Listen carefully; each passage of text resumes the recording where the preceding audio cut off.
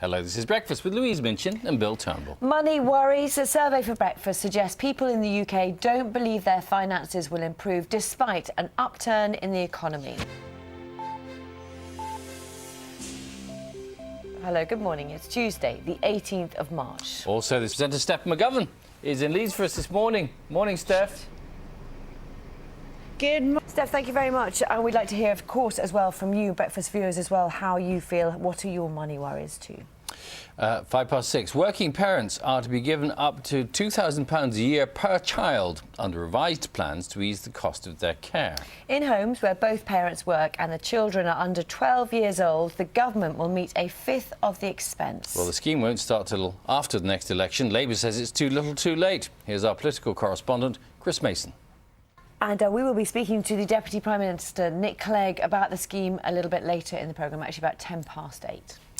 President Vladimir Putin will address the Russian Parliament today after he passed an order recognising Crimea as an independent state. Last night, the European Union and America announced sanctions against key figures in Russia and said more could follow.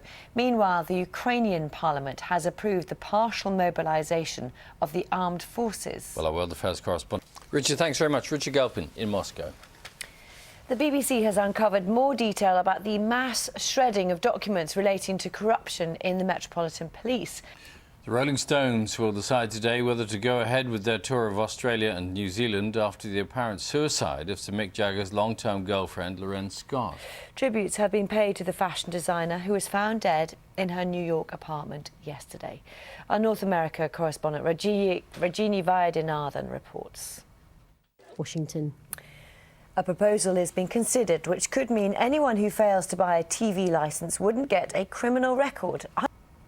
Those are the main stories. 6:11. Sally has the sport and our amazing Paralympians have come home. Yeah, if you'd said last year that a British girl would beat the Russian girl and a Slovakian in the Super G skiing, you just thought, yeah, you wouldn't believe it at all. So a fantastic performance from them. All right. Thanks very much, Carol. 6 months from today, the people of Scotland will vote on independence, and for the first time in a major poll, 16 and 17-year-olds will also have a say. Well, the BBC's been following 50 teenagers for a project called Generation 2014 as they consider how to cast their votes. Our Scotland correspondent James Cook has been to meet 3 of them.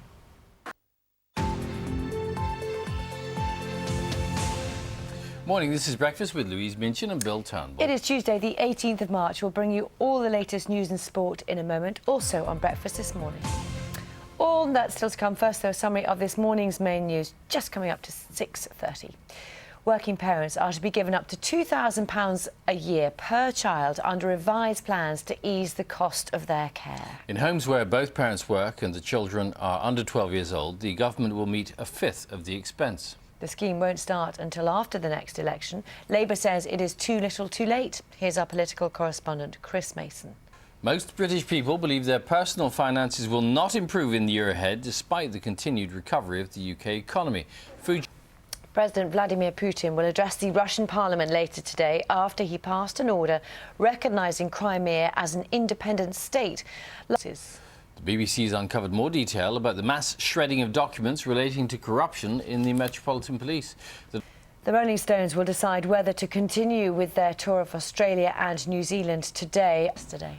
The United States says it's withdrawing one of its naval ships from the search for the missing Malaysia Airlines plane 2010. Absolutely. Sally's got the sport, and Britain's successful Paralympians returning. They've done so well, haven't they? They've done brilliantly well. You seem to be very moved by this story.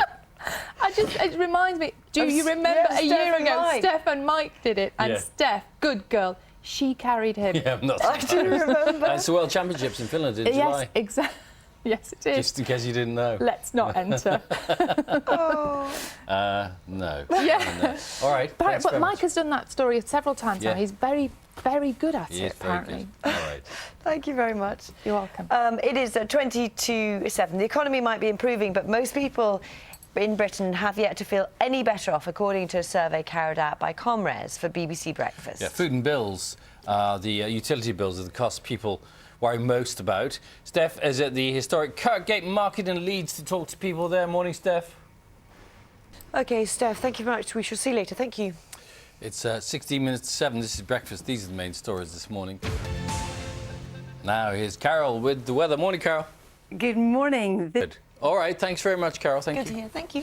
13 minutes to 7. The United States is redeploying its naval vessels in the search for the missing Malaysia Airlines plane. It's now bringing in a surveillance aircraft to add to the search. Yes, in Malaysia, authorities have confirmed the co-pilot was the last one to make contact with air traffic control just 2 minutes before the plane disappeared from radar. Our correspondent Jonah Fisher, massive search. What are they saying? What details are they giving, Jonah? A year ago, the sheep farmers of North Wales were hit by a spring snowstorm, you may remember it, that devastated their livestock. Yes, BBC Breakfast reported on the losses, which led some of them to sell their animals and give up farming altogether. Others, though, like the Jones family, battled on, and over the past 12 months, they've been filmed for a new BBC series called The Hill Farm. Breakfast John Maguire has been back to see them. Well, for viewers in Wales, The Hill Farm, the series starts tonight at 7:30 on BBC Two. For everybody else, it's available on the iPlayer. And that's nice to hear that message. He's never going to be a millionaire. It's about happiness. Isn't that lovely?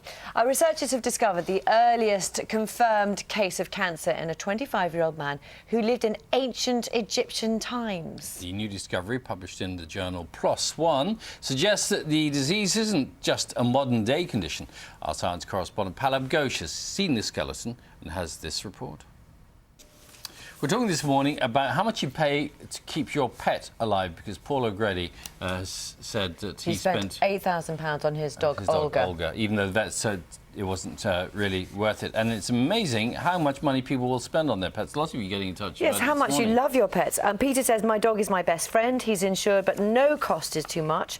I lost my other dog after 25 years because she was loved. You see, Paul's been in touch this morning to say he's got a golden retriever, Florence, diagnosed with cancer last August, only weeks to live. So far, they've spent £10,000 on treatment, including chemo and scans, and the insurance only covered the first £4,000. It's money well spent. She's happy and in no pain, and the vet's fantastic. It feels like emotional blackmail, but most animal lovers would pay for the treatment, whatever the cost. And it seems to be what people are saying. Absolutely. Adam spent £3,500 on his cat after he was hit by a car. There was never question, Adam says, or whether we should or not. So many of you spending money on their pets. Who says the Brits aren't sentimental? And then about you spent money on your rats. Somebody else rats. spent £400 on their rats. So you are not alone. Good. I'm really pleased to hear that. 5 to 7. Also on Breakfast this morning. Extraordinary. We'll be talking about that a little bit later. Right now, let's catch the news, the travel and the weather wherever you are this morning. See you in a minute.